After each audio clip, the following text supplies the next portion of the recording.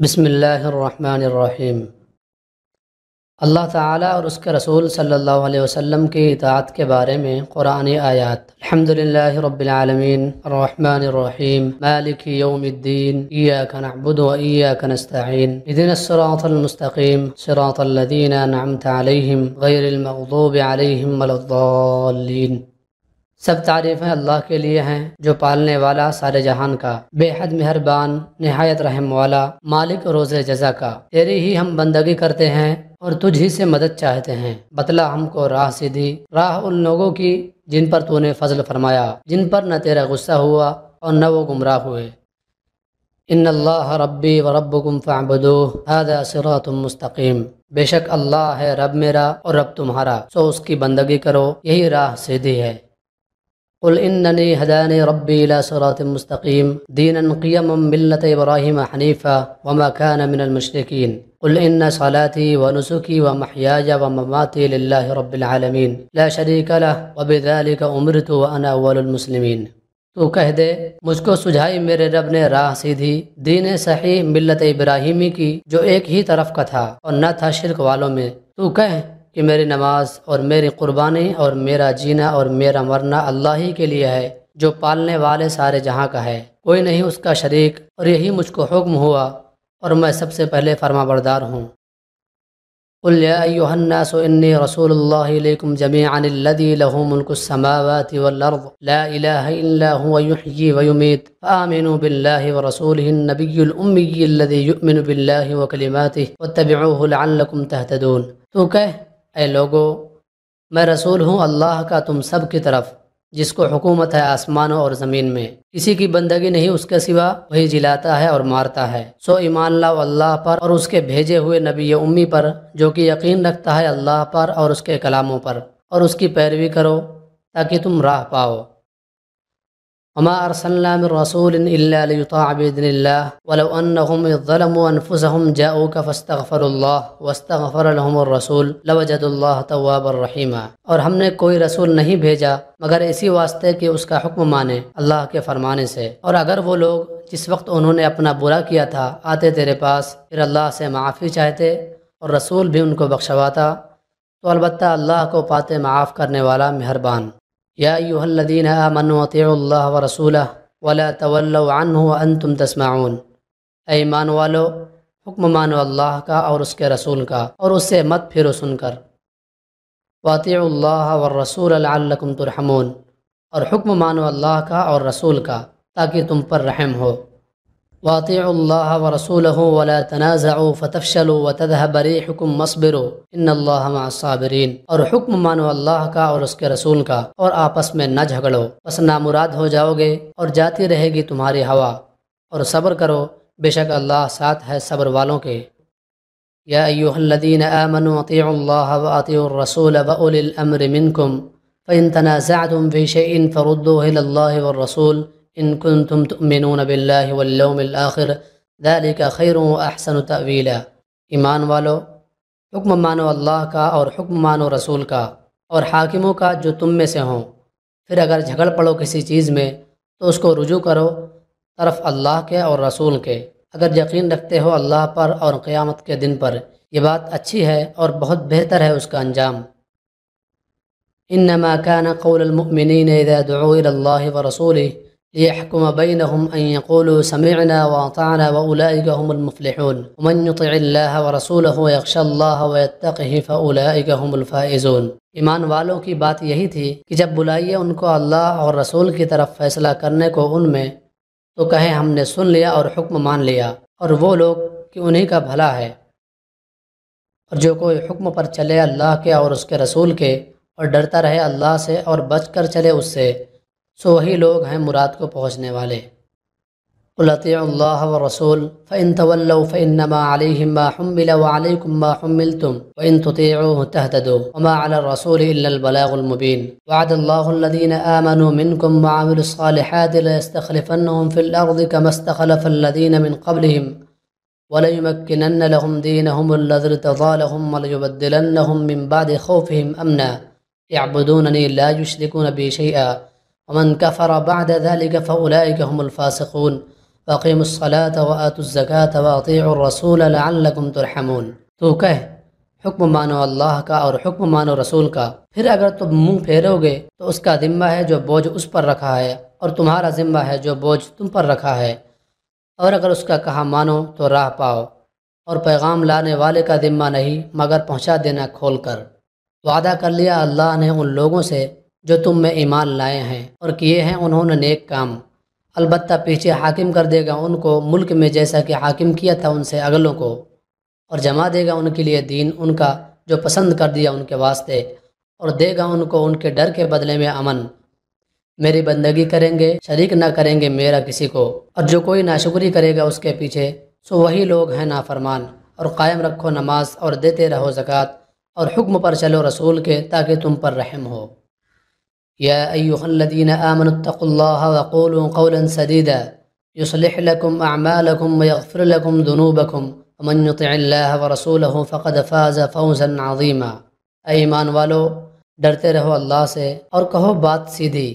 کہ سنوار دے تمہارے واسطے تمہارے کام اور بخش دے تم کو تمہارے گناہ، اور جو کوئی کہنے پر چلا اللہ کے اور اس کے رسول کے اس نے پائی بڑی مراد۔ یا ایھا الذین آمنوا استجیبوا للہ وللرسول اذا دعاکم لما یحییکم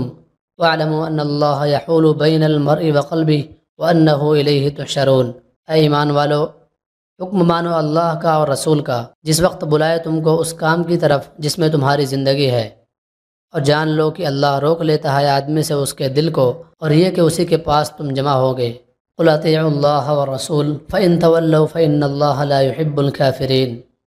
تو کہہ حکم مانو اللہ کا اور رسول کا، پھر اگر اعراض کریں تو اللہ کو محبت نہیں ہے کافروں سے۔ من یطع الرسول فقد اطاع اللہ ومن تولی فما ارسلناک علیہم حفیظا۔ جس نے حکم مانا رسول کا اس نے حکم مانا اللہ کا، اور جو الٹا پھرا تو ہم نے تجھ کو نہیں بھیجا ان پر نگہبان۔ ومن یطع اللہ والرسول فاولئک مع الذین انعم اللہ علیہم من النبیین والصدیقین والشہداء والصالحین وحسن اولئک رفیقا ذلک الفضل من اللہ وکفی باللہ علیما۔ اور جو کوئی حکم مانے اللہ کا اور اس کے رسول کا سو وہ ان کے ساتھ ہیں جن پر اللہ نے انعام کیا کہ وہ نبی اور صدیق اور شہید اور نیک بخت ہیں، اور اچھی ہے ان کی رفاقت، یہ فضل ہے اللہ کی طرف سے اور اللہ کافی ہے جاننے والا۔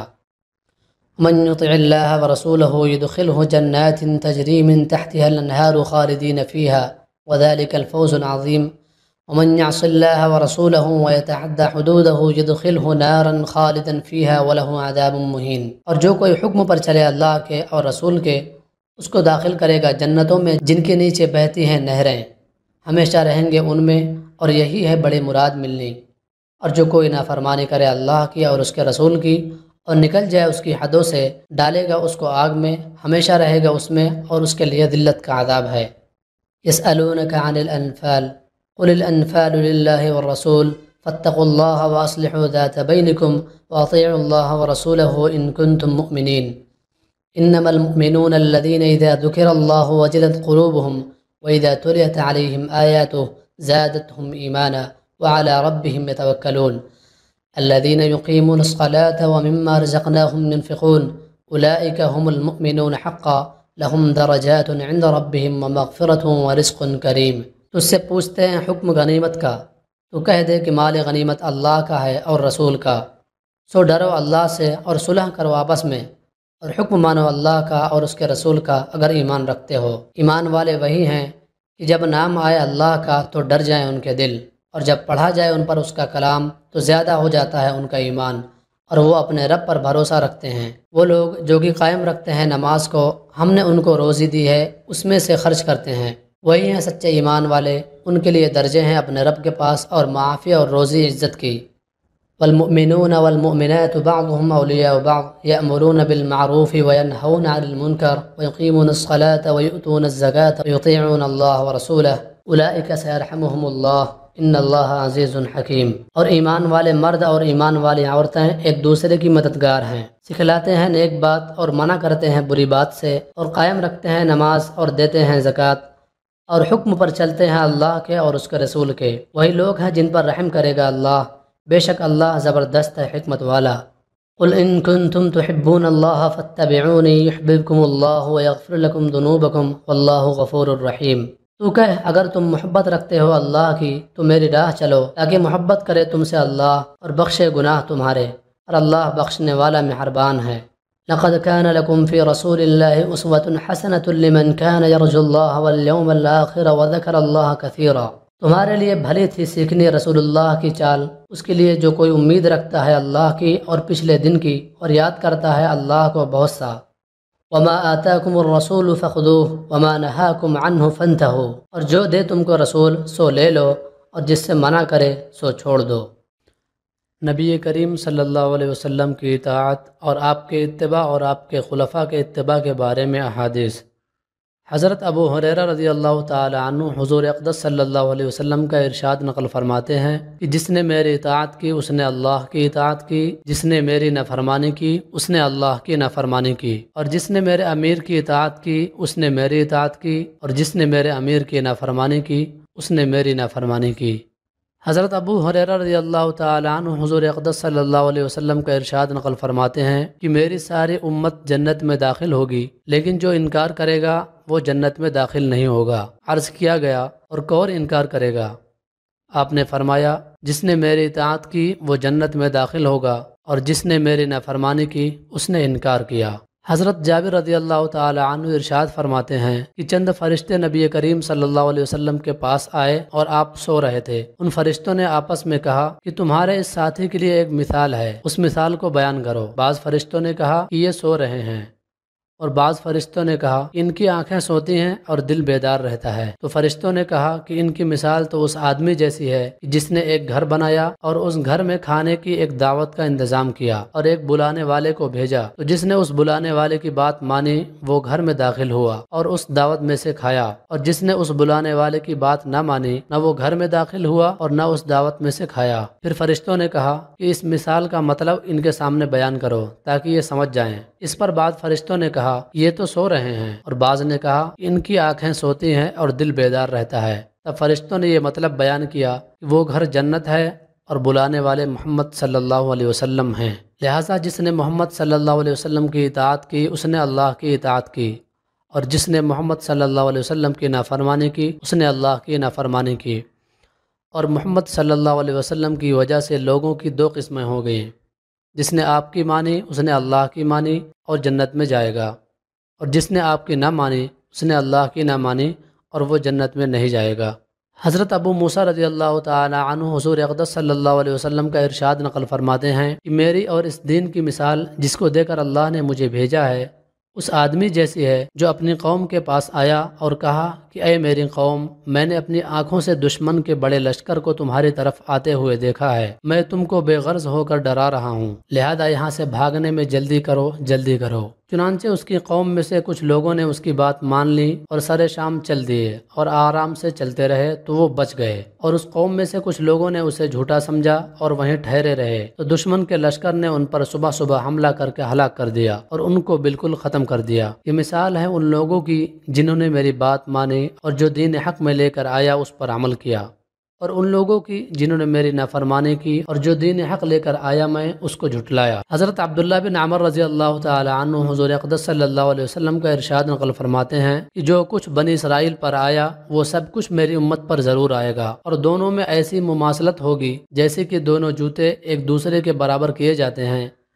یہاں تک کہ اگر بنی اسرائیل میں سے کسی نے اپنی ماں کے ساتھ کھلم کھلا زنا کیا ہوگا تو میری امت میں بھی ایسا شخص ہوگا جو اس کام کو کرے گا۔ اور بنی اسرائیل 72 فرقوں میں تقسیم ہو گئے تھے، میری امت 73 فرقوں میں تقسیم ہو جائے گی، اور ایک فرقہ کے علاوہ باقی تمام فرقے جہنم میں جائیں گے۔ صحابہ رضوان اللہ تعالی علیہ مجمعین نے عرض کیا یا رسول اللہ وہ ایک فرقہ کون سا ہوگا؟ آپ نے فرمایا جو اس راستے پر چلے جس راستے پر میں اور میرے صحابہ ہیں۔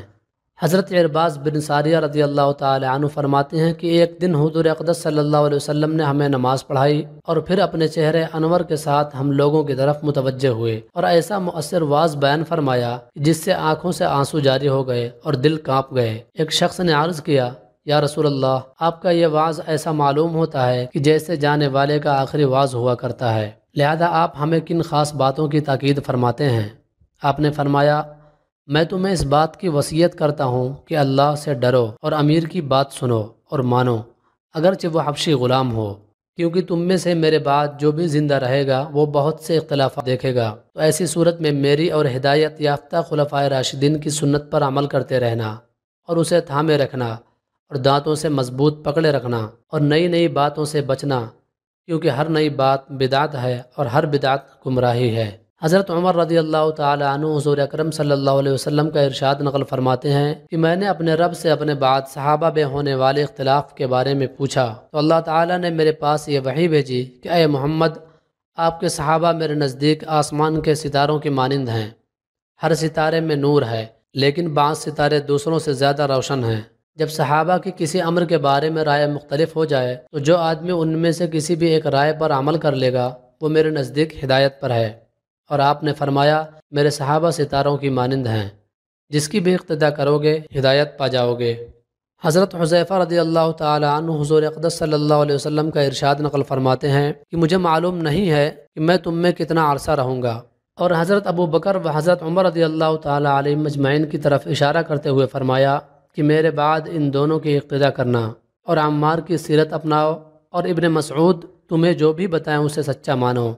حضرت بلال بن حارث مزنی رضی اللہ تعالی عنہ حضور اقدس صلی اللہ علیہ وسلم کا ارشاد نقل فرماتے ہیں کہ جس نے میرے بعد میرے کسی مٹی ہوئی سنت کو زندہ کیا تو جتنے لوگ اس سنت پر عمل کریں گے ان سب کے برابر اسے اجر ملے گا، اور اس سے ان لوگوں کے اجر میں کوئی کمی نہیں آئے گی۔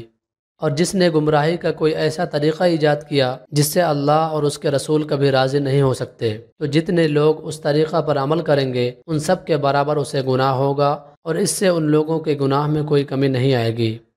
حضرت عمر بن عوف رضی اللہ تعالی عنہ حضور اقدس صلی اللہ علیہ وسلم کا ارشاد نقل فرماتے ہیں کہ دین حجاز کی طرف ایسے سمٹ آئے گا جیسے سانپ اپنے بل کی طرف سمٹ آتا ہے، اور دین حجاز میں اپنی جگہ اس طرح ضرور بنا لے گا جس طرح پہاڑی بکری شیر کے ڈر کی وجہ سے پہاڑی کی چوٹی پر اپنی جگہ بنا لیتی ہے۔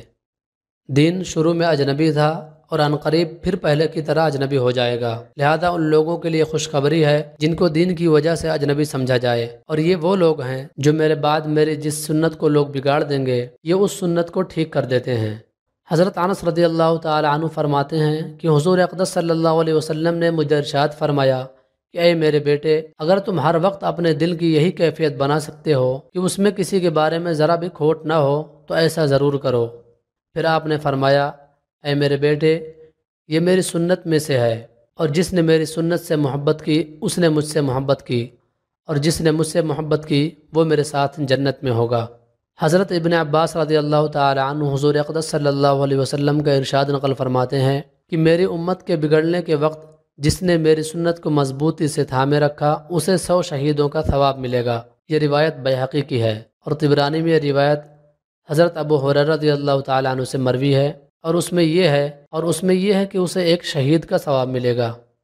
حضرت ابو ہریرہ رضی اللہ تعالی عنہ حضور اقدس صلی اللہ علیہ وسلم کا ارشاد نقل فرماتے ہیں کہ میرے امت کے بگڑنے کے وقت میری سنت کو مضبوطی سے تھامنے والے کو ایک شہید کا اجر ملے گا۔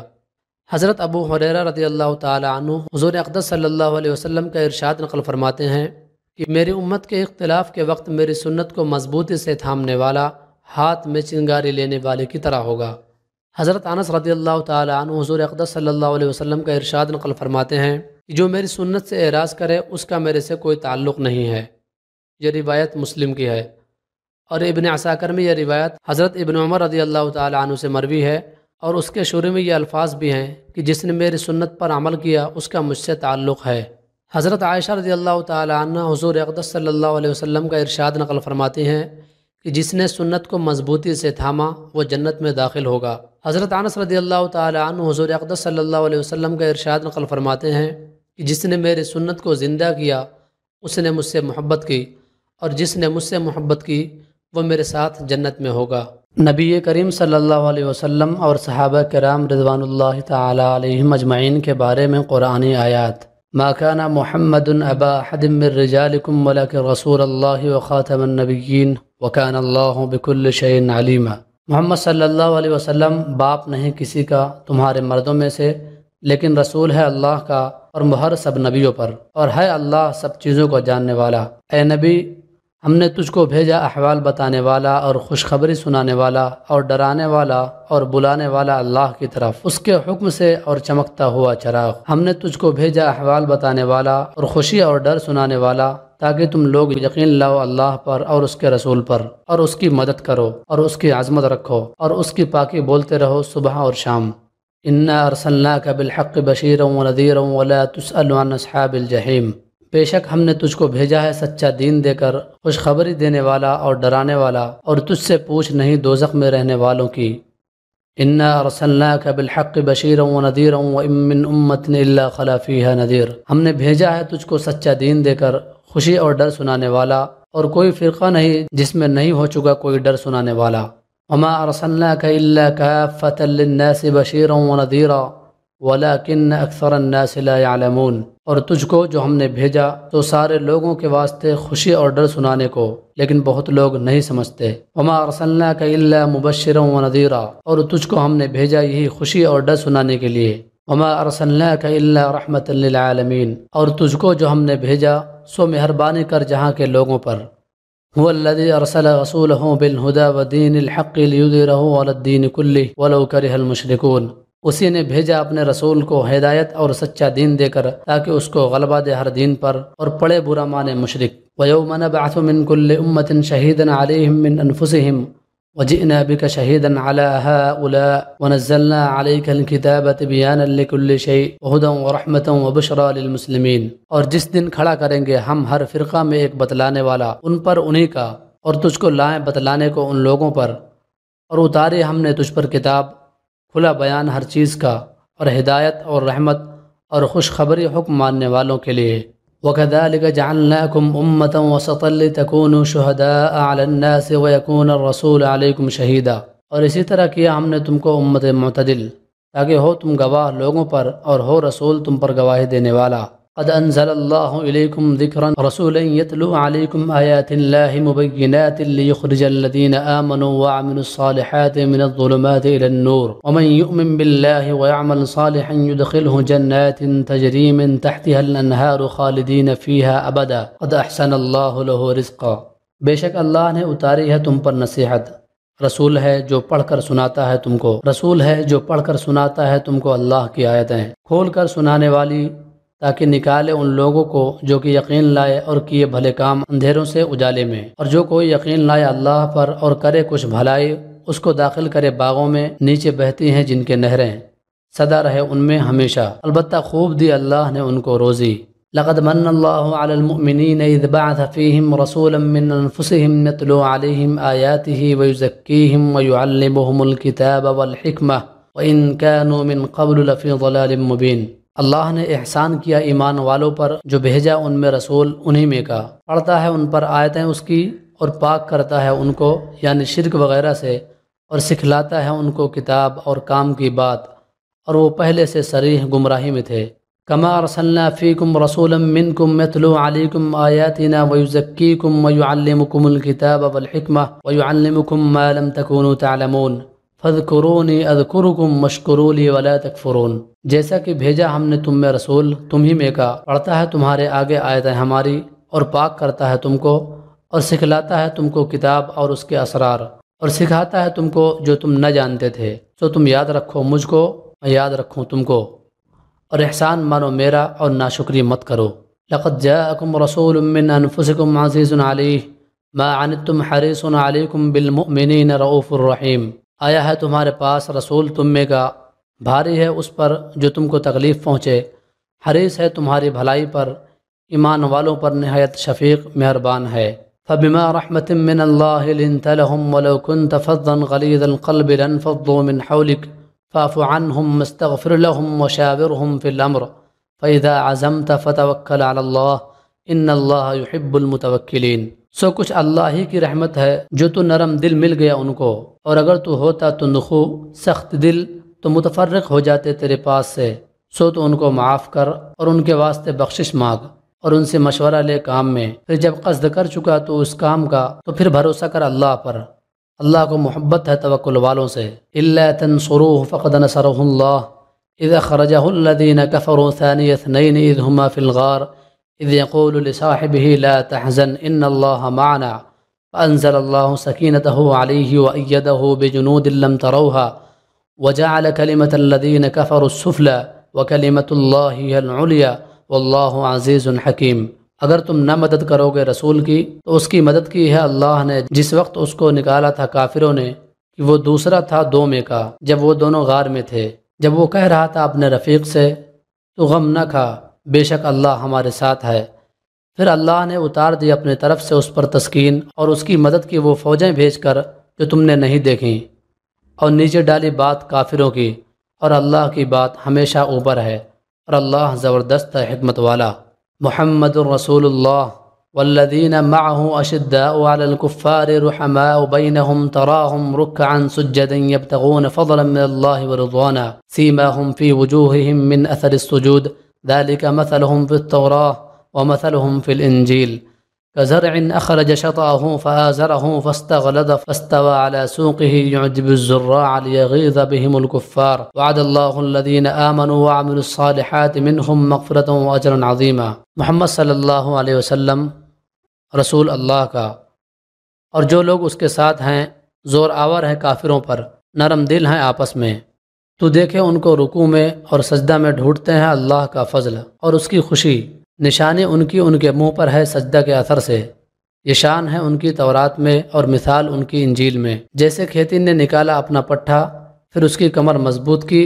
پھر موٹا ہوا، پھر کھڑا ہو گیا اپنی نال پر۔ خوش لگتا ہے کھیتی والوں کو تاکہ جلائے ان سے جی کافروں کا۔ وعدہ کیا ہے اللہ نے ان سے جو یقین لائے ہیں اور کیے ہیں بھلے کام، معافی اور بڑے ثواب کا۔ الذين يتبعون الرسول النبي الأمي الذي يجدونه مكتوبا عندهم في التوراة والإنجيل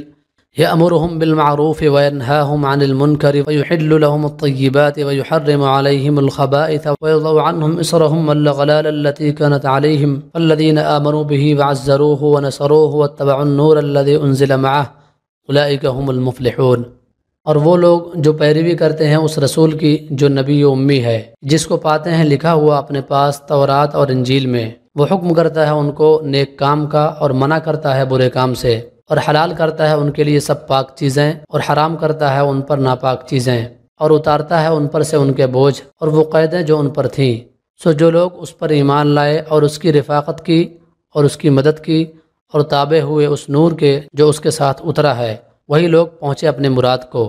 اللہ تبارک و تعالیٰ کا نبی کریم صلی اللہ علیہ وسلم کے صحابہ کے بارے میں فرمان: لقد تاب اللہ علی النبی والمہاجرین والانصار الذین اتبعوه فی ساعة العسرة من بعد ما كاد يزيغ قلوب فريق منهم ثم تاب عليهم إنه بهم رؤوف رحيم وعلى الثلاثة الذين خلفوا حتى إذا ضاقت عليهم الأرض بما رحبت وضاقت عليهم أنفسهم وظنوا أن لا ملجأ من الله إلا إليه ثم تاب عليهم ليتوبوا إن الله هو التواب الرحيم۔ اللہ مہربان ہوا نبی پر اور مہاجرین پر اور انصار پر جو ساتھ رہے نبی کے مشکل گھڑی میں، بعد اس کے کہ قریب تھا کہ دل پھر جائیں بعضوں کے ان میں سے، پھر مہربان ہوا ان پر، بے شک وہ ان پر مہربان ہے رحم کرنے والا۔ اور ان تینوں شخصوں پر جن کو پیچھے رکھا تھا، یہاں تک کہ جب تنگ ہو گئی ان پر زمین باوجود کشادہ ہونے کے، اور تنگ ہو گئی ان پر ان کی جانیں، اور سمجھ گئے کہ کہیں نہیں پناہ اللہ سے مگر اسی کی طرف، پھر مہربان ہوا ان پر تاکہ وہ پھر آئیں، بے شک اللہ ہی ہے مہربان رحم والا۔ لقد رضی اللہ عن المؤمنین اذ یبایعونک تحت الشجرة فعلم ما في قلوبهم فأنزل السکینة علیہم وأثابهم فتحا قریبا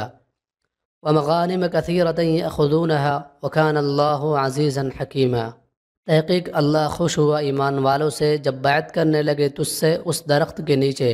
پھر معلوم کیا جو ان کے جی میں تھا، پھر اتارا ان پر اطمینان اور انعام دیا ان کو ایک فتح نزدیک اور بہت غنیمتیں جن کو وہ لیں گے، اور ہے اللہ زبردست حکمت والا۔ والسابقون الاولون من المہاجرین والانصار الذین اتبعوهم بإحسان رضی اللہ عنہم ورضوا عنہ وأعد لهم جنات تجری تحتها الانہار خالدین فیہا ابدا ذلک الفوز العظیم۔ اور جو لوگ قدیم ہیں سب سے پہلے ہجرت کرنے والے اور مدد کرنے والے اور جو ان کے پیرو ہوئے نیکی کے ساتھ، اللہ راضی ہوا ان سے اور وہ راضی ہوئے اس سے، اور تیار کر رکھے ہیں واسطے ان کے باغ کی بہتی ہے نیچے ان کے نہریں، رہا کرے انہیں میں ہمیشہ، یہ ہے بڑی کامیابی۔ للفقراء المهاجرين الذين أخرجوا من ديارهم وأموالهم يبتغون فضلا من الله ورضوانا وينصرون الله ورسوله أولئك هم الصادقون والذين تبوأوا الدار والإيمان من قبلهم يحبون من هاجر إليهم ولا يجدون في صدورهم حاجة مما أوتوا ويؤثرون على أنفسهم ولو كان بهم خصاصة ومن يوق شح نفسه فأولئك هم المفلحون۔ واسطے ان مفلسوں وطن چھوڑنے والوں کے جو نکالے ہوئے آئے ہیں اپنے گھروں سے اور اپنے مالوں سے، ڈھونڈتے آئے ہیں اللہ کا فضل اور اس کی رضامندی، اور مدد کرنے کو اللہ کی اور اس کے رسول کی۔ وہ لوگ وہی ہیں سچے، اور جو لوگ جگہ پکڑے رہے ہیں اس گھر میں اور ایمان میں، ان سے پہلے سے وہ محبت کرتے ہیں اس سے جو وطن چھوڑ کر آئے ان کے پاس، اور نہیں پاتے اپنے دل میں تنگی اس چیز سے جو مہاجرین کو دی جائے، اور مقدم رکھتے ہیں ان کو اپنی جان سے اگرچہ ہو اپنے اوپر فاقہ، اور جو بچایا گیا اپنے جی کے لالچ سے تو وہی لوگ ہیں مراد پانے والے۔ اللہ نزل احسن الحدیث کتابا متشابہا مثانیہ تقشعر منہ جلود الذین یخشون ربہم ثم تلین جلودهم وقلوبهم إلى ذکر اللہ ذلک ھدی اللہ یہدی بہ من یشاء من یضلل اللہ فما لہ من ہاد۔ اللہ نے اتاری بہتر بات، کتاب آپس میں ملتی دہرائی ہوئی، بال کھڑے ہوتے ہیں اس سے کھال پر ان لوگوں کے جو ڈرتے ہیں اپنے رب سے، پھر نرم ہوتی ہیں ان کی کھالیں اور ان کے دل اللہ کی یاد پر۔ یہ ہے راہ دینا اللہ کا، اس طرح راہ دیتا ہے جس کو چاہتا ہے، اور جس کو راہ بھلائے اللہ اس کو کوئی نہیں سجھانے والا۔ انما یؤمن بآیاتنا الذین اذا ذکروا بها خروا سجدا وسبحوا بحمد ربهم وهم لا يستكبرون تتجافى جنوبهم عن المضاجع يدعون ربهم خوفا وطمعا ومما رزقناهم ينفقون فلا تعلم نفس ما اخفي لهم من قرة اعین جزاء بما كانوا يعملون۔ ہماری باتوں کو وہی مانتے ہیں کہ جب ان کو سمجھائے ان سے گر پڑیں سجدہ کر کر، اور پاک ذات کو یاد کریں اپنے رب کی خوبیوں کے ساتھ، اور وہ بڑائی نہیں کرتے۔ جدا رہتی ہیں ان کی کروٹیں اپنے سونے کی جگہ سے، پکارتے ہیں اپنے رب کو ڈر سے اور لالچ سے، اور ہمارا دیا ہوا کچھ خرچ کرتے ہیں، سو کسی جی کو نہیں معلوم جو چھپا دھری ہے ان کے واسطے آنکھوں کی ٹھنڈک، بدلہ اس کا جو کرتے تھے۔ وما عند اللہ خیر وابقى للذین آمنوا وعلى ربهم يتوکلون والذین یجتنبون کبائر الاثم والفواحش واذا ما غضبوا هم يغفرون والذین استجابوا لربهم واقاموا الصلاة وامرهم شورى بینهم ومما رزقناهم ينفقون والذین اذا اصابهم البغی هم ينتصرون۔ اور جو کچھ اللہ کے یہاں ہے بہتر ہے اور باقی رہنے والا ہے واسطہ ایمان والوں کے جو اپنے رب پر بھروسہ رکھتے ہیں، اور جو لوگ کہ بچتے ہیں بڑے گناہوں سے اور بے حیائی سے، اور جب غصہ آوے تو وہ معاف کر دیتے ہیں، اور جنہوں نے حکم مانا اپنے رب کا اور قائم کیا نماز کو، اور کام کرتے ہیں مشورہ سے آپس کے، اور ہمارا دیا کچھ خرچ کرتے ہیں، اور وہ لوگ کہ جب ان پر ہوئے چڑھائی تو وہ بدلہ لیتے ہیں۔ من المؤمنین رجال صدقوا ما عاهدوا الله علیہ فمنهم من قضى نحبه ومنهم من ينتظر وما بدلوا تبدیلا لیجزی اللہ الصادقین بصدقهم ويعذب المنافقین ان شاء او يتوب علیہم ان اللہ کان غفورا رحیما۔ ایمان والوں میں کتنے مرد ہیں کہ سچ کر دکھلایا جس بات کا عہد کیا تھا اللہ سے، پھر کوئی تو ان میں پورا کر چکا اپنا ذمہ، اور کوئی ہے ان میں راہ دیکھ رہا، اور بدلہ نہیں ایک ذرہ، تاکہ بدلہ دے اللہ سچوں کو ان کے سچ کا، اور عذاب کرے منافقوں پر اگر چاہے، یا توبہ ڈالے ان کے دل پر،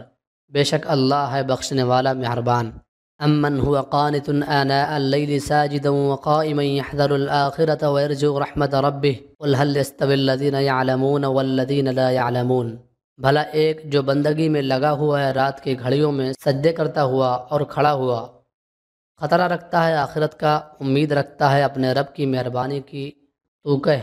کوئی برابر ہوتے ہیں سمجھ والے اور بے سمجھ۔ قرآن مجید سے پہلی کتابوں میں حضور صلی اللہ علیہ وسلم اور صحابہ کرام کا تذکرہ۔ عطا بن یسار کہتے ہیں کہ میں حضرت عبداللہ بن عمر بن عاص رضی اللہ تعالی عنہ سے ملا تو میں نے ان سے کہا کہ مجھے حضور صلی اللہ علیہ وسلم کی وہ صفات بتائیں جو تورات میں آئی ہیں۔ انہوں نے فرمایا بہت اچھا، خدا کی قسم تورات میں بھی آپ کی وہی صفات بیان ہوئی ہیں جو قرآن مجید میں ہیں۔ چنانچہ تورات میں ہے، اے نبی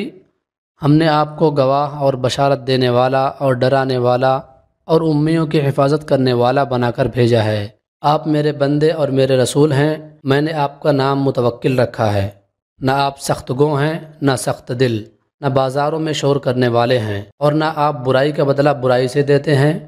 بلکہ آپ عفو درگزر سے کام لیتے ہیں۔ اور اللہ تعالیٰ آپ کو اس وقت دنیا سے اٹھائیں گے جبکہ لوگ لا الہ الا اللہ کہہ کر ٹیڑھے دین کو سیدھا کر لیں گے۔ ان کے ذریعے سے اللہ تعالیٰ اندھی آنکھوں کو اور بہرے کانوں کو اور پردہ پڑے ہوئے دلوں کو کھول دیں گے۔ حضرت وہب بن منبہ بیان فرماتے ہیں کہ اللہ تعالیٰ نے زبور میں حضرت داؤد علیہ السلام کو یہ وحی فرمائی کہ اے داؤد، تمہارے بعد عن قریب ایک نبی آئے گا جس کا نام احمد اور محمد صلی اللہ علیہ وسلم ہوگا۔ وہ سچے اور سردار ہوں گے، میں ان سے کبھی ناراض نہیں ہوں گا اور نہ ہی وہ مجھے کبھی ناراض کریں گے۔ میں نے ان کی اگلی پچھلی تمام لغزشیں کرنے سے پہلے ہی معاف کر دی ہیں، اور آپ کی امت میری رحمت سے نوازی ہوئی ہے۔ میں نے ان کو وہ نوافل عطا کیے جو انبیاء کو عطا کیے، اور ان پر وہ چیزیں فرض کیں جو انبیاء اور رسولوں پر فرض کی، حتیٰ کہ وہ قیامت کے دن میرے پاس اس حال میں آئیں گے کہ ان کا نور انبیاء کے نور جیسا ہوگا۔ اللہ تعالیٰ نے یہاں تک فرما دیا کہ اے داؤد،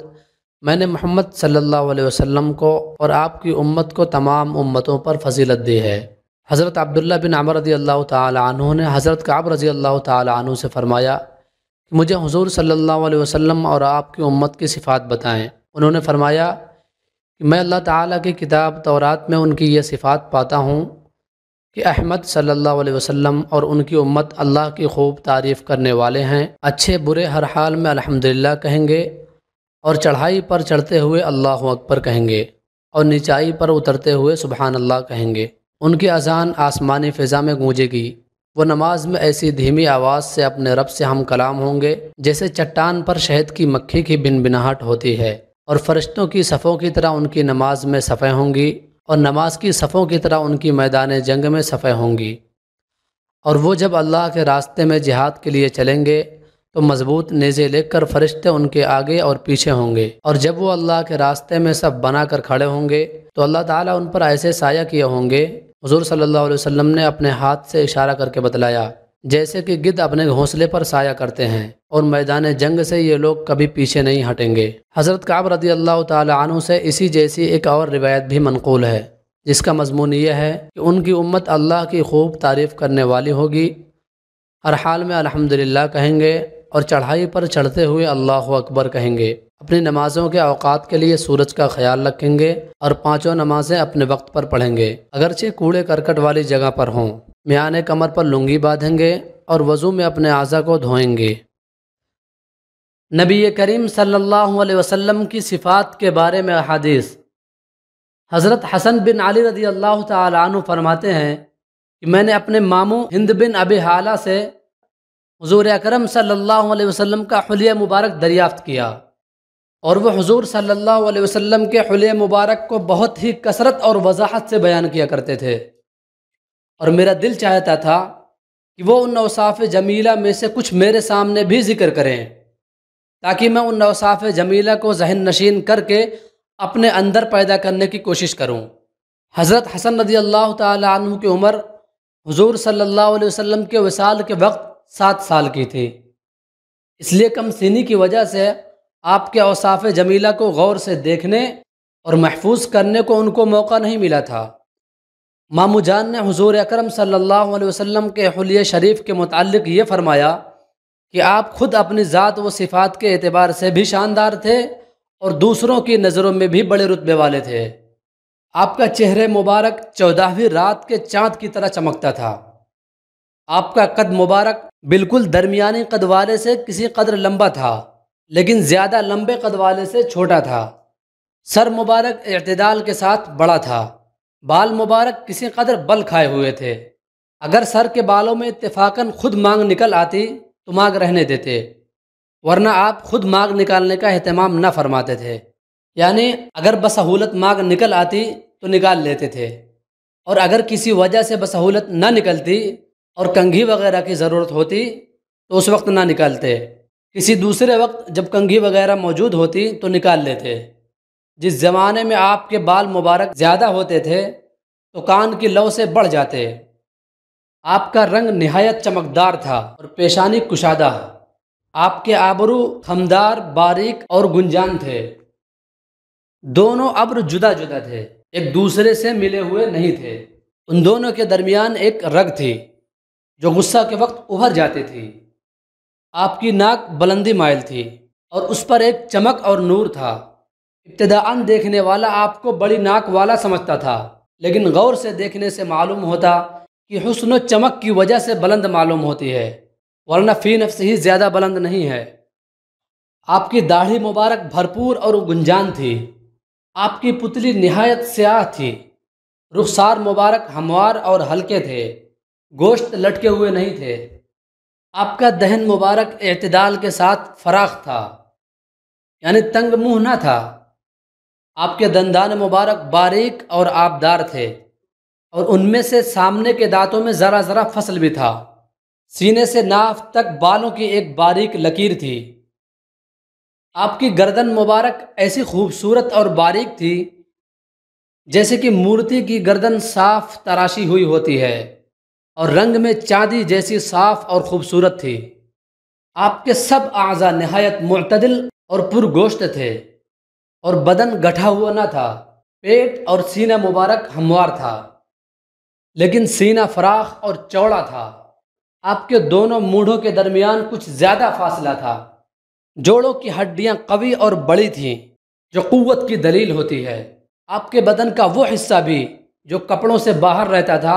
روشن اور چمکدار تھا، چجائے کہ وہ حصہ جو کپڑوں میں ڈھکا رہتا ہو۔ سینہ اور ناف کے درمیان ایک لکیر کی طرح سے بالوں کی باریک دھاری تھی۔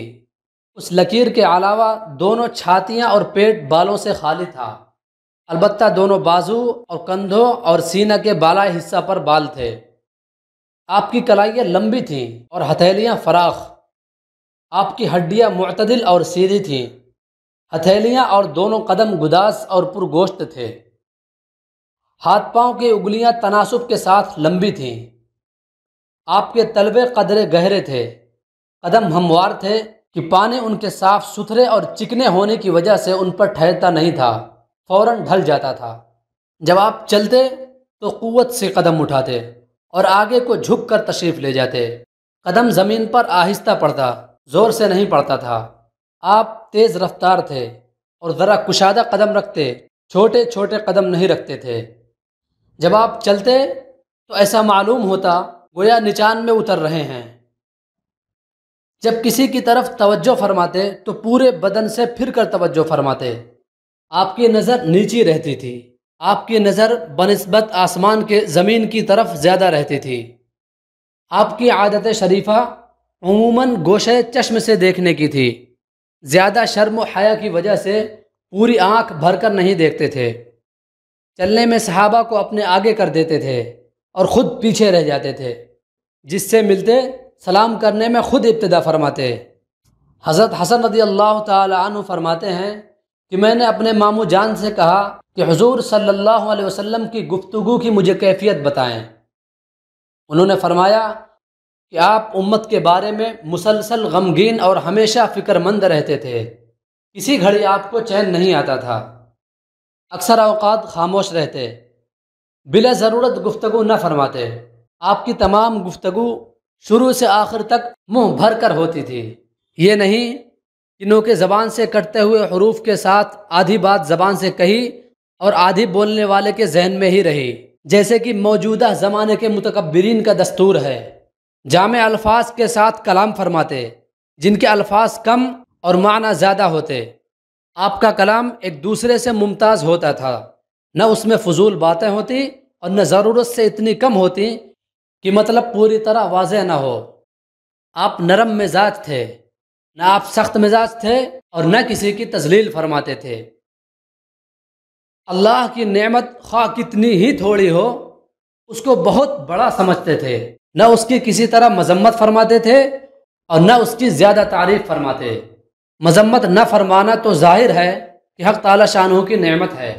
زیادہ تعریف نہ فرمانا اس لیے تھا کہ اس سے حرص کا شبہ ہوتا ہے۔ جب کوئی حق کے آڑے آ جاتا تو پھر کوئی بھی آپ کے غصے کی تاب نہ لا سکتا تھا۔ آپ کا غصہ اس وقت ٹھنڈا ہوتا جب آپ اس کا بدلہ لے لیتے۔ ایک روایت میں یہ مضمون ہے کہ دنیا اور دنیاوی امور کی وجہ سے آپ کو کبھی غصہ نہ آتا تھا، چونکہ آپ کو ان کی پرواہ بھی نہ ہوتی تھی، اس لیے کبھی دنیاوی نقصان پر آپ کو غصہ نہ آتا تھا۔ البتہ اگر کسی دینی امر اور حق بات کے کوئی آڑے آتا تو اس وقت آپ کے غصے کی کوئی شخص تاب نہ لا سکتا تھا اور کوئی اس کو روک بھی نہ سکتا تھا، یہاں تک کہ آپ اس کا بدلہ لے لیں۔ آپ اپنی ذات کے لیے نہ کسی پر ناراض ہوتے تھے نہ اس کا انتقام لیتے تھے۔ جب کسی جانب اشارہ فرماتے تو پورے ہاتھ سے اشارہ فرماتے کہ انگلیوں سے اشارہ تواضع کے خلاف ہے، یا آپ نے انگلی سے اشارہ کو توحید کی طرف اشارہ کرنے کو مخصوص فرما رکھا تھا۔ جب کسی بات پر تعجب فرماتے تو ہاتھ کو پلٹ لیتے تھے، اور جب بات کرتے تو گفتگو کے ساتھ ہاتھوں کو بھی حرکت فرماتے،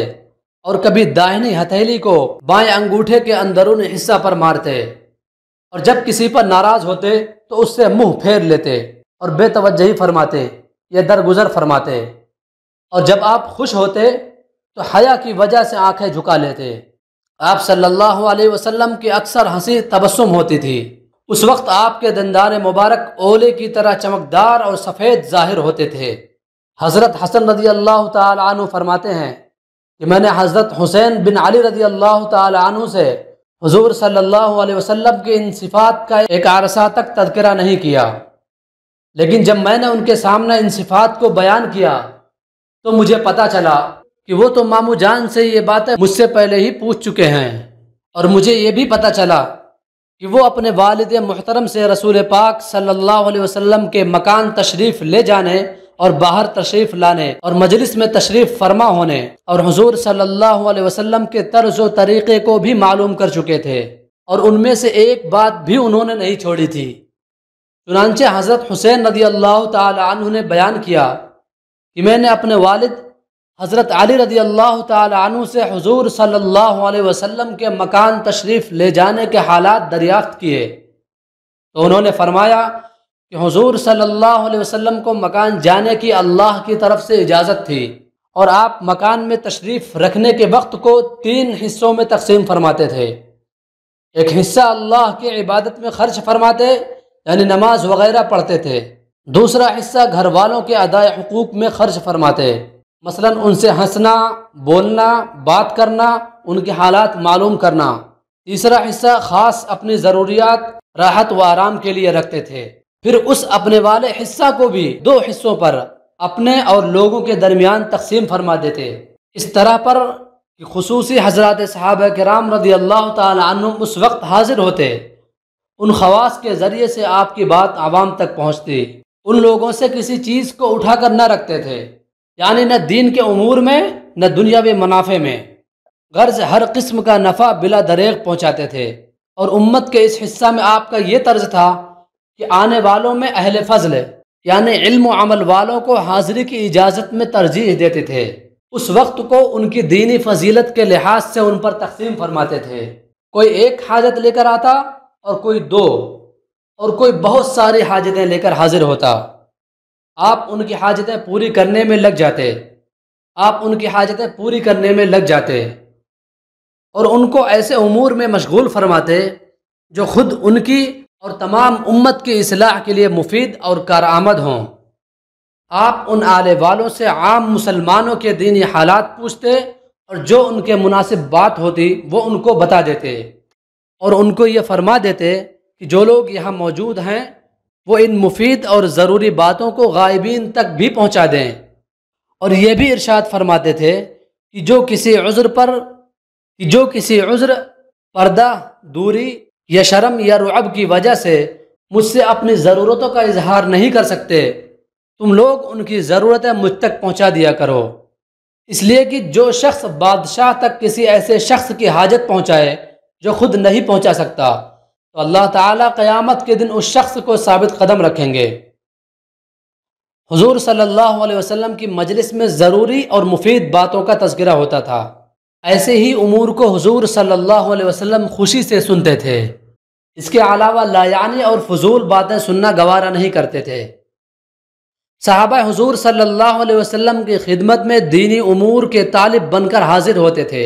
اور کچھ نہ کچھ چکھ کر ہی واپس جاتے تھے۔ چکھنے سے مراد امور دینیہ کا حاصل کرنا بھی ہو سکتا ہے، اور کسی چیز کا کھانا بھی مراد ہو سکتا ہے۔ صحابہ حضور صلی اللہ علیہ وسلم کی مجلس سے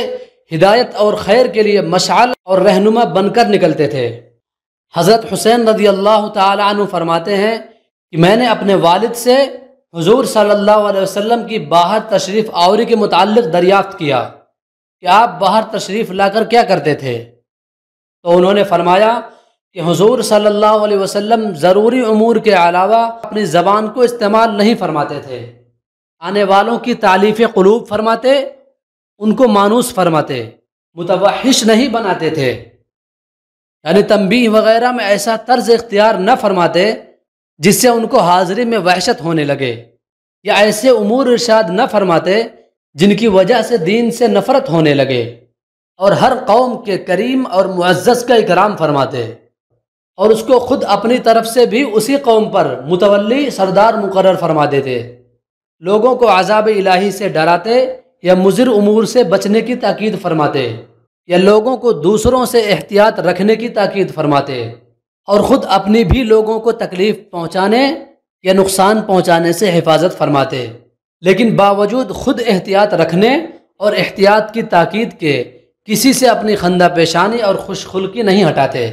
اور اپنے صحابہ کی خبرگیری فرماتے،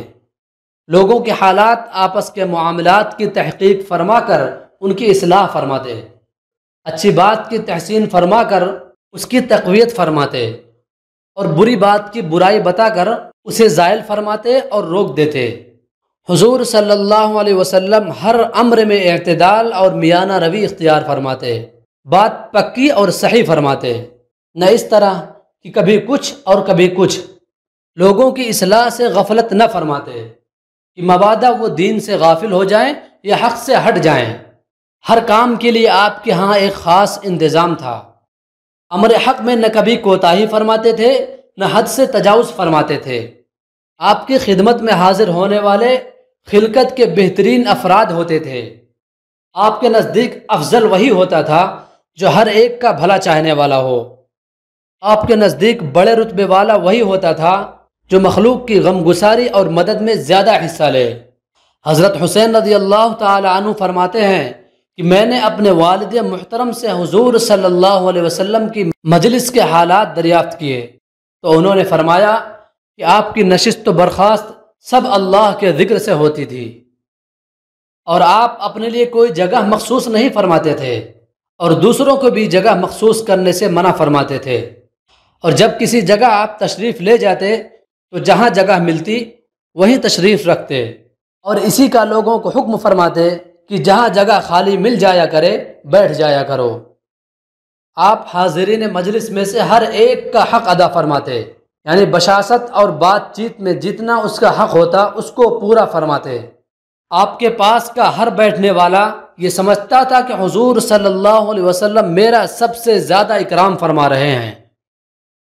جو آپ کے پاس کسی کام سے بیٹھتا یا آپ کے ساتھ کھڑا ہوتا تو آپ اس کے ساتھ رہتے یہاں تک کہ وہ خود ہی چلا جائے۔ جو آپ سے کوئی چیز مانگتا تو آپ اس کو وہ چیز مرحمت فرما دیتے،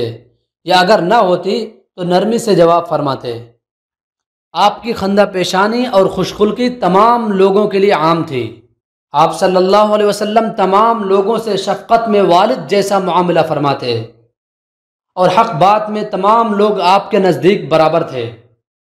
آپ کی مجلس میں حلم و حیا، صبر و امانت پائی جاتی تھی، اور یہی صفات اس مجلس سے سیکھی جاتی تھیں، اور آپ کی مجلس میں نہ شور و شغب ہوتا تھا اور نہ کسی کے بے عزتی اور آبرو ریزی کی جاتی تھی۔ آپ کی مجلس میں اول تو کسی سے لغزش ہوتی ہی نہیں تھی، سب محتاط ہو کر بیٹھتے تھے، اور اگر کسی سے ہو جاتی تھی تو اس کا آگے تذکرہ نہیں ہوتا تھا، آپس میں سب برابر شمار کیے جاتے تھے، حسب و نسب کی بڑائی نہ سمجھتے تھے، البتہ ایک دوسرے پر فضیلت تقوی سے ہوتی تھی۔ ہر شخص دوسرے کے ساتھ تواضع کے ساتھ پیش آتا تھا، بڑوں کی تعظیم کرتے تھے اور چھوٹوں پر شفقت کرتے تھے،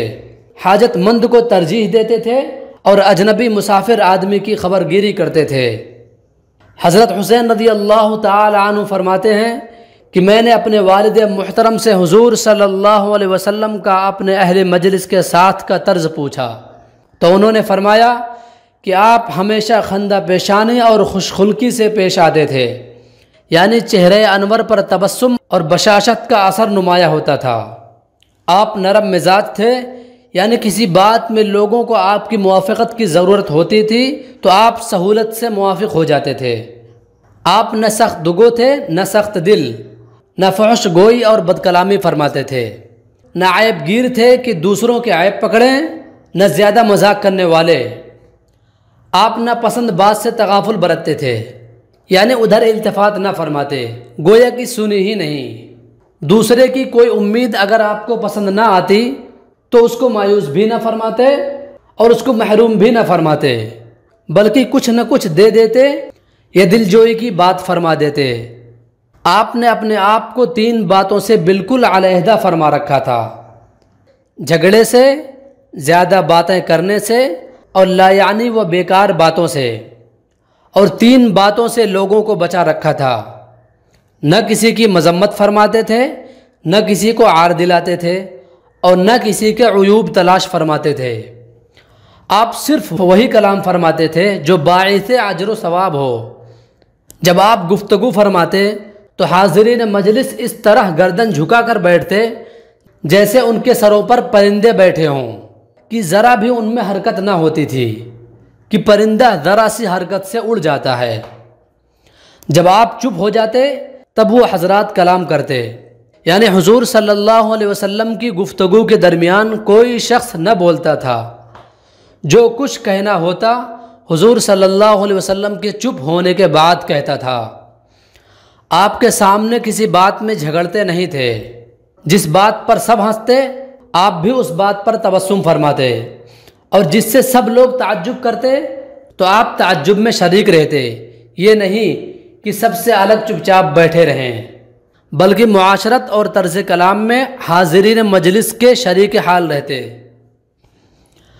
اجنبی مسافر آدمی کی سخت گفتگو اور بدتمیزی کے سوال پر صبر فرماتے، چونکہ اجنبی مسافر لوگ ہر قسم کے سوالات کر لیتے تھے، اس وجہ سے بعض صحابہ رضی اللہ تعالی عنہم ایسے اجنبی مسافروں کو آپ کی مجلس میں لے آتے تھے تاکہ ان کے ہر قسم کے سوالات سے خود بھی منتفع ہوں، اور ایسی باتیں جن کو ادب کی وجہ سے یہ حضرات نہیں پوچھ سکتے تھے وہ بھی معلوم ہو جائیں۔ آپ یہ بھی تاکید فرماتے رہتے تھے کہ جب تم کسی حاجت مند کو دیکھو تو اس کی امداد کیا کرو۔ اگر آپ کی کوئی تعریف کرتا تو آپ اس کو گوارا نہ فرماتے، البتہ اگر آپ کے کسی احسان کے بدلہ میں بطور شکریہ کے کوئی آپ کی تعریف کرتا تو آپ سکوت فرماتے کہ احسان کا شکر اس پر ضروری تھا، اس لیے گویا وہ اپنا فرض منصبی ادا کر رہا ہے۔ کسی کی بات کاٹتے نہیں تھے، البتہ اگر کوئی حد سے تجاوز کرنے لگتا تو اس کو روک دیتے تھے یا مجلس سے کھڑے ہو جاتے تھے تاکہ وہ خود رک جائے۔ حضرت حسین رضی اللہ تعالی عنہ فرماتے ہیں کہ میں نے اپنے والد محترم سے حضور صلی اللہ علیہ وسلم کی خاموشی کی کیفیت کے بارے میں پوچھا تو انہوں نے فرمایا کہ آپ 4 موقعوں پر خاموشی اختیار فرماتے تھے: برداشت کرنا اور بیدار مغز ہونا، اور اندازہ لگانا اور غور و فکر کرنا۔ آپ 2 باتوں کا اندازہ لگایا کرتے تھے کہ کس طرح سے تمام لوگوں کے ساتھ دیکھنے میں اور بات سننے میں برابری کا معاملہ ہو۔ آپ باقی رہنے والی آخرت اور فنا ہونے والی دنیا کے بارے میں غور و فکر فرمایا کرتے تھے۔ اللہ تعالیٰ نے آپ کو حلم و صبر دونوں صفتوں سے نوازا تھا، چنانچہ آپ کو کسی چیز کی وجہ سے اتنا غصہ نہیں آتا تھا کہ آپ آپے سے باہر ہو جائیں۔ اللہ تعالیٰ نے آپ کو 4 چیزوں کے بارے میں بیدار مغزی عطا فرمائی تھی: 1 بھلی بات کو اختیار کرنا، 2 ان امور کا اہتمام کرنا جن سے امت کا دنیا و آخرت میں فائدہ ہو۔ اس روایت میں 4 چیزوں میں سے صرف 2 کا ذکر ہے، اور کنز العمال کی روایت کے آخر میں یہ مضمون بھی ہے کہ اللہ تعالیٰ نے آپ کو 4 چیزوں کے بارے میں بیدار مغزی عطا فرمائی تھی: 1 نیک بات کو اختیار کرنا تاکہ اس نیک بات میں لوگ آپ کی اقتدا کریں، 2 بری بات کو چھوڑنا تاکہ لوگ بھی اس سے رک جائیں، 3 اپنی امت کی بھلائی والے کاموں کے بارے میں خوب سوچ بچار کرنا، چوتھے، امت کے لیے ان امور کا اہتمام کرنا جس سے ان کی دنیا و آخرت کا فائدہ ہو۔ صحابہ کرام رضی اللہ تعالی عنہم کی صفات کے بارے میں صحابہ کرام کے اقوال۔ اللہ تعالیٰ کے قول کنتم خیر امت اخرجت للناس، تم ہو بہتر سب امتوں سے جو بھیجی گئی عالم میں، کی تفسیر کے بارے میں حضرت سدی حضرت عمر رضی اللہ تعالی عنہ کا ارشاد نقل کرتے ہیں کہ اگر اللہ تعالیٰ چاہتے تو انتم فرماتے، جس کا ترجمہ تم ہے، پھر تو ہم سب مراد ہوتے، چاہے ہم امر بالمعروف اور نہی عن المنکر کریں یا نہ کریں، لیکن اللہ تعالیٰ نے کنتم فرمایا، جو محمد صلی اللہ علیہ وسلم کے صحابہ رضی اللہ تعالی عنہم کے بارے میں خاص ہے۔ اس کا ترجمہ تھے تم ہے، وہ خیر امت ہیں، اور جو ان جیسے کام کرے گا وہ خیر امت بنے گا۔ حضرت قتادہ فرماتے ہیں کہ حضرت عمر رضی اللہ تعالی عنہ نے کنتم خیر امت اخرجت للناس آیت تلاوت فرمائی، اور پھر فرمایا کہ جو شخص اس خیر امت میں سے ہونا چاہتا ہے وہ اس شرط کو پورا کرے جو اللہ تعالیٰ نے اس آیت میں خیر امت ہونے کے لیے ذکر فرمائی ہے، اور وہ شرط امر بالمعروف اور نہی عن المنکر ہے۔ حضرت ابن مسعود رضی اللہ تعالی عنہ فرماتے ہیں کہ اللہ تعالیٰ نے تمام بندوں کے دلوں پر پہلی دفعہ نگاہ ڈالی تو ان میں سے محمد صلی اللہ علیہ وسلم کو پسند فرمایا اور انہیں اپنا رسول بنا کر بھیجا، اور ان کو اپنا علم خاص عطا فرمایا۔ پھر دوبارہ لوگوں کے دلوں پر نگاہ ڈالی اور آپ کے لیے صحابہ کو چنا، اور ان کو اپنے دین کا مددگار اور اپنے نبی صلی اللہ علیہ وسلم کی ذمہ داری کا اٹھانے والا بنایا۔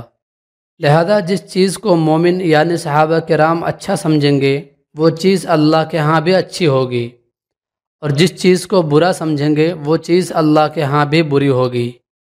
حضرت عبداللہ بن عمر رضی اللہ تعالی عنہ فرماتے ہیں کہ جو آدمی کسی کے طریقے کو اختیار کرنا چاہے تو اسے چاہیے کہ وہ ان لوگوں کا طریقہ اختیار کرے جو دنیا سے جا چکے ہیں، اور یہ لوگ نبی اکرم صلی اللہ علیہ وسلم کے صحابہ ہیں، جو کہ اس امت میں سب سے بہترین اور سب سے زیادہ نیک دل اور سب سے زیادہ گہرے علم والے اور سب سے کم تکلف برتنے والے تھے۔ یہ ایسے لوگ ہیں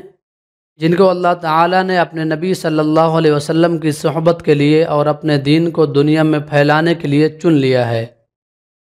لہذا ان جیسے اخلاق اور ان جیسی زندگی گزارنے کے طریقے اپناؤ۔ رب کعبۃ اللہ کی قسم، نبی کریم صلی اللہ علیہ وسلم کی یہ تمام صحابہ ہدایت مستقیم پر تھے۔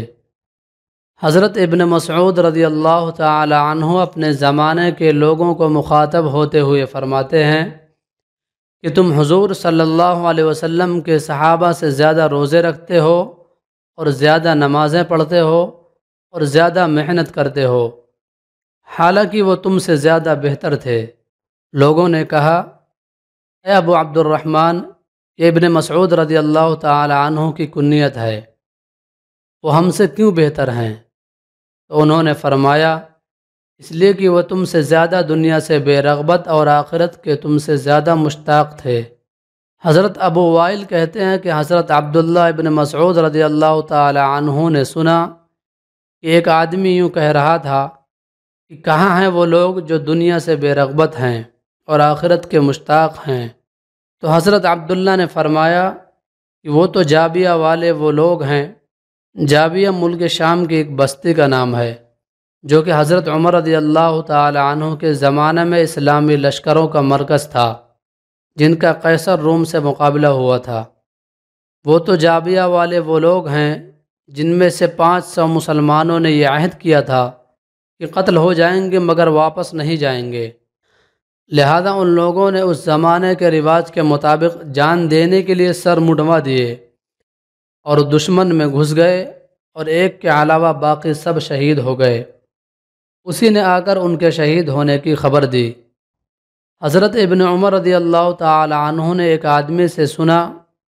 کہ وہ کہہ رہا تھا کہ کہاں ہیں وہ لوگ جو دنیا سے بے رغبت ہیں اور آخرت کے مشتاق ہیں؟ تو حضرت ابن عمر رضی اللہ تعالی عنہ نے اسے حضور اقدس صلی اللہ علیہ وسلم کی اور حضرت ابو بکر رضی اللہ تعالی عنہ اور حضرت عمر رضی اللہ تعالی عنہ کی قبریں دکھا کر کہا، ان کے بارے میں تم پوچھ رہے ہو۔ حضرت ابو عراقہ فرماتے ہیں کہ میں نے ایک دن حضرت علی رضی اللہ تعالی عنہ کے ساتھ فجر کی نماز پڑھی۔ جب آپ نماز سے فارغ ہوئے اور داہنی طرف رخ کر کے بیٹھ گئے تو ایسے معلوم ہو رہا تھا کہ آپ بے چین اور غمگین ہیں، حتیٰ کہ جب سورج مسجد کی دیوار سے ایک نیزہ بلند ہوا تو انہوں نے 2 رکعت نماز پڑھی، پھر اپنے ہاتھ کو پلٹ کر فرمایا کہ اللہ کی قسم میں نے حضرت محمد صلی اللہ علیہ وسلم کے صحابہ کو دیکھا ہے، آج ان جیسا کوئی نظر نہیں آتا ہے۔ صبح کے وقت ان کی یہ حالت ہوتی تھی کہ رنگ زرد اور بال بکھرے ہوئے اور جسم غبار آلود ہوتا تھا۔ ان کی پیشانی پر سجدہ کا اتنا بڑا نشان نمایاں ہوتا تھا جتنا بڑا نشان بکری کے گھٹنے پر ہوتا ہے۔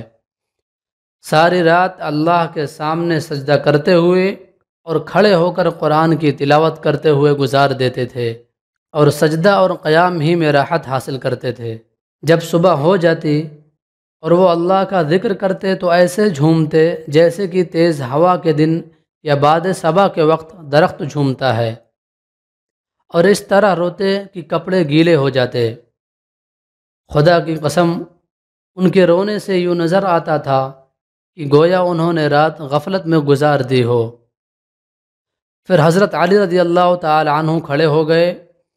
اور اس کے بعد کبھی آہستہ ہنستے ہوئے بھی نظر نہ آئے، یہاں تک کہ اللہ کے دشمن ابن ملجم فاسق نے آپ کو شہید کر دیا۔ حضرت زرار بن زمرہ کنانی حضرت معاویہ رضی اللہ تعالی عنہ کی خدمت میں گئے تو حضرت معاویہ نے ان سے فرمایا کہ میرے سامنے حضرت علی رضی اللہ تعالی عنہ کے اوصاف بیان کیجیے۔ تو حضرت زرار نے کہا، اے امیر المؤمنین، آپ مجھے معاف رکھیں۔ اس پر حضرت معاویہ رضی اللہ تعالی عنہ نے فرمایا کہ میں معافی نہیں دوں گا، ضرور بیان کرنے ہوں گے۔ تو حضرت زرار نے کہا، اگر ان کے اوصاف کو بیان کرنا ضروری ہی ہے تو سنیے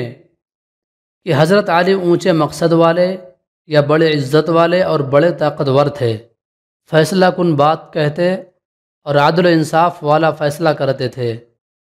آپ کے ہر پہلو سے علم پھوٹتا تھا،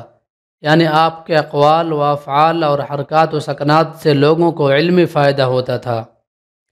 اور ہر طرف سے دانائی ظاہر ہوتی تھی۔ دنیا اور دنیا کی رونق سے ان کو وحشت تھی،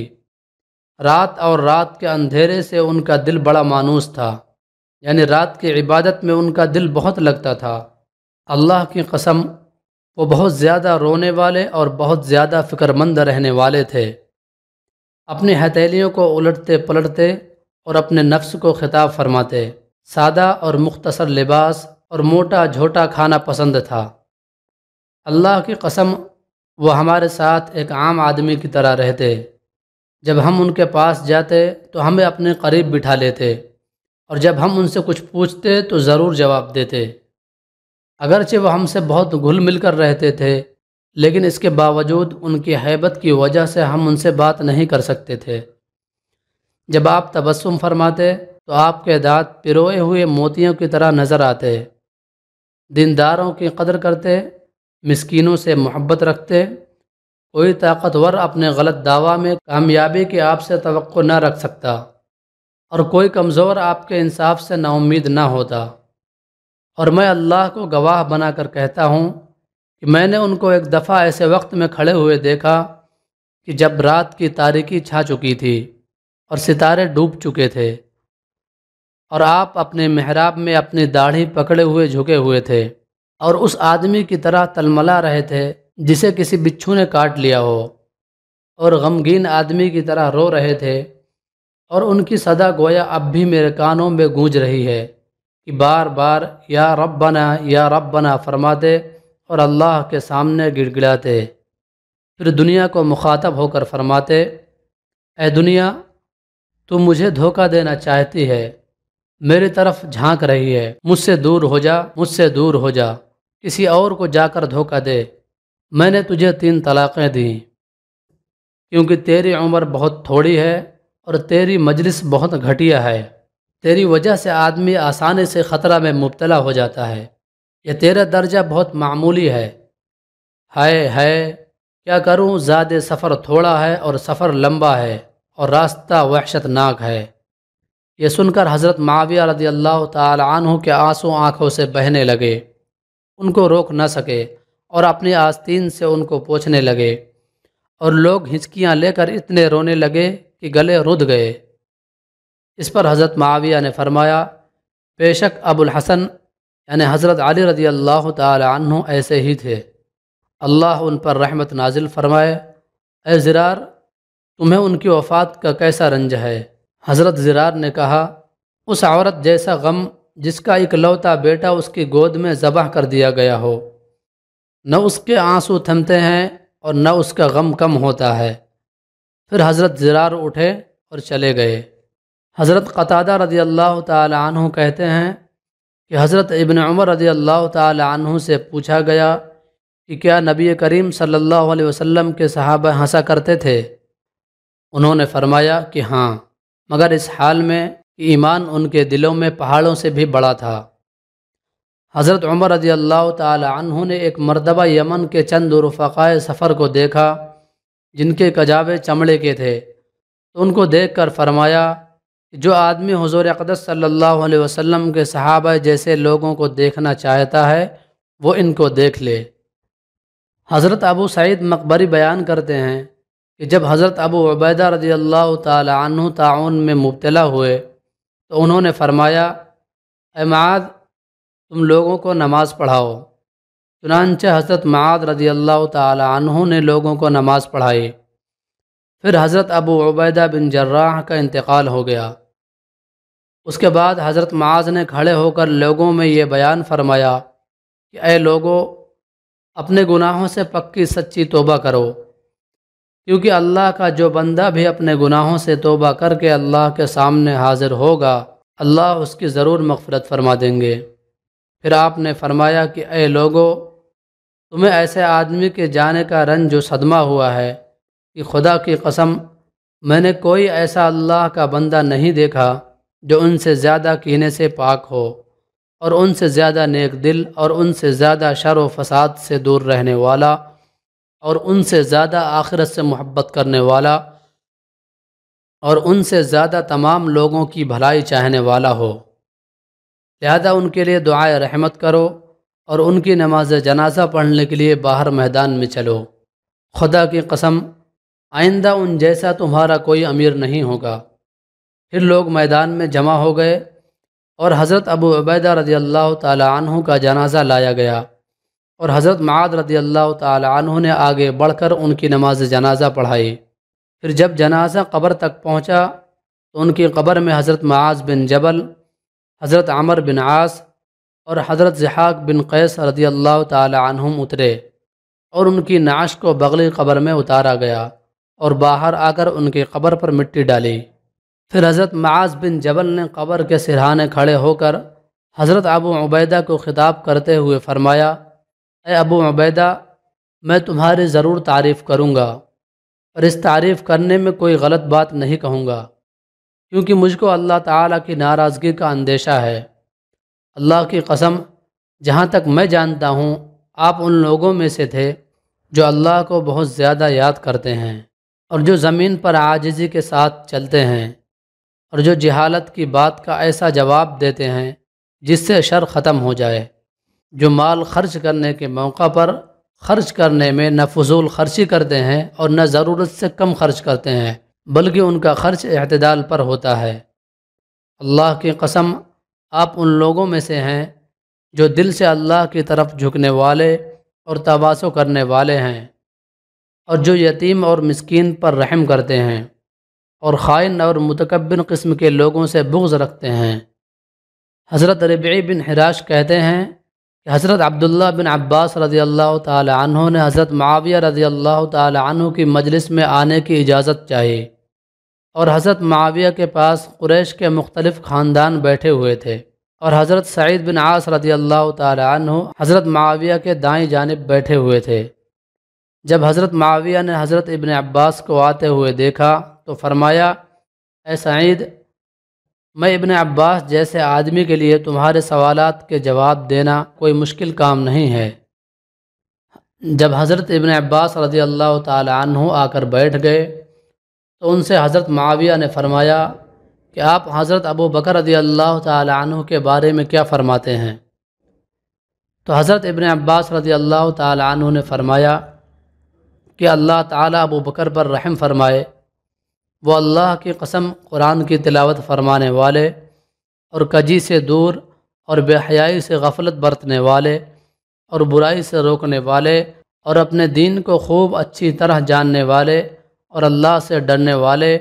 اور رات کو عبادت کرنے والے اور دن کو روزہ رکھنے والے اور دنیا سے محفوظ اور مخلوق کے ساتھ عدل و انصاف کا عزم رکھنے والے اور نیکی کا حکم کرنے اور خود نیکی پر چلنے اور تمام حالات میں اللہ کا شکر کرنے والے اور صبح و شام اللہ کا ذکر کرنے والے اور دینی ضرورتوں کے لیے اپنے نفس کو دبا لینے والے تھے، اور وہ پرہیزگاری اور قناعت میں اور زہد اور پاک دامنی میں اور نیکی اور احتیاط میں اور دنیا کی بے رغبتی اور حسن سلوک کا اچھا بدلہ دینے میں اپنے تمام ساتھیوں سے آگے تھے۔ جو ان پر عیب لگائے اس پر قیامت تک اللہ کی لعنت ہو۔ حضرت معاویہ رضی اللہ تعالی عنہ نے فرمایا کہ آپ حضرت عمر بن خطاب رضی اللہ تعالی عنہ کے بارے میں کیا کہتے ہیں؟ تو حضرت ابن عباس رضی اللہ تعالی عنہ نے فرمایا کہ اللہ ابو حفص، یہ حضرت عمر رضی اللہ تعالی عنہ کی کنیت ہے کہ اللہ ابو حفص پر رحم کرے، اللہ کی قسم وہ اسلام کے مددگار ساتھی اور یتیموں کا ٹھکانہ، ایمان کا خزانہ اور کمزوروں کی جائے پناہ اور پکے مسلمانوں کی جائے قرار اور اللہ کی مخلوق کے لیے قلعہ اور تمام لوگوں کے لیے مددگار تھے۔ وہ صبر و احتساب کے ساتھ اللہ کے دین حق کو لے کر کھڑے ہوئے، آخرت کے ثواب اور اللہ کی رضامندی کی امید میں ہر تکلیف پر صبر کیا، یہاں تک کہ اللہ تعالیٰ نے دین اسلام کو غالب فرما دیا اور کئی ملکوں پر اللہ نے مسلمانوں کو فتح دی، اور تمام علاقوں میں چشموں اور ٹیلوں پر تمام اطراف و اکناف عالم میں اللہ تعالیٰ کا ذکر ہونے لگا۔ وہ بدگوئی کے وقت بڑے وقار والے اور فراخی و تنگی ہر حال میں اللہ کا شکر کرنے والے، ہر گھڑی اللہ کا ذکر کرنے والے تھے۔ جو ان سے بغض رکھے یوم حسرت تک یعنی قیامت تک اس پر اللہ کی لعنت ہو۔ حضرت معاویہ رضی اللہ تعالی عنہ نے فرمایا کہ آپ حضرت عثمان بن عفان رضی اللہ تعالی عنہ کے بارے میں کیا فرماتے ہیں؟ تو حضرت ابن عباس رضی اللہ تعالی عنہ نے فرمایا کہ اللہ تعالی ابو عمر، حضرت عثمان رضی اللہ تعالی عنہ کی کنیت ہے کہ اللہ تعالی ابو عمر پر رحمت نازل فرمائے۔